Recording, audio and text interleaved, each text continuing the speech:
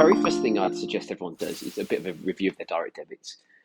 I'm guilty of this. I'm pretty sure everybody that's watching is, that you end up having direct debits going out of your account for things that you probably don't use or don't need or don't want. And it's really important routinely to review your direct debits and see where you might be spending. I remember one of my lads had three insurance premiums going out for the same insurance at one point, and I had to say to him that you've really got to take greater control. So best thing to do is review your direct debits, go through your bank statements, see what you're paying for, and potentially look at what you might be overspending on or paying for unnecessarily, and trying to eradicate that. It's a great way of saving a bit of money.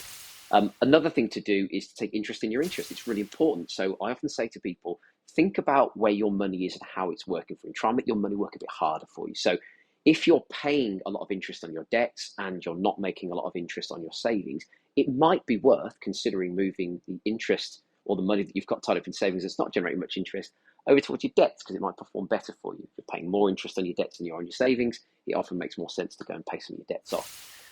Reward yourself is another one I often say to people. So where you're spending money routinely, so if you're using a credit card or a debit card, maybe look to using a card that might give you rewards or benefits, whether it be Club Card or Nectar. I don't want to support any individual firm, but at the end of the day, there are lots of rewards associated with those types of cards. So if you're going to be spending the money anyway, think about how you might want to use something that's going to reward you for it.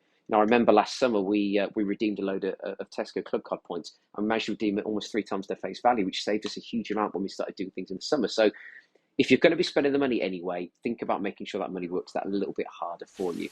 And finally, just check what you've got in place. So look at what your safety net looks like. So think about what benefits you might get from work. Think about what insurance contracts you've got that will provide you with financial support if you find yourself unable to work or you're really poorly or something happens to you. Because all of your savings goals, all of your investment goals, everything you've got in terms of your financial objectives in life, they all hinge on the fact that you've got income coming in. So that's a really important thing. See what you've got through work. If you've got any benefits, make sure you take advantage of those. There might be all sorts of ancillary benefits built into those policies, and you can take advantage of them.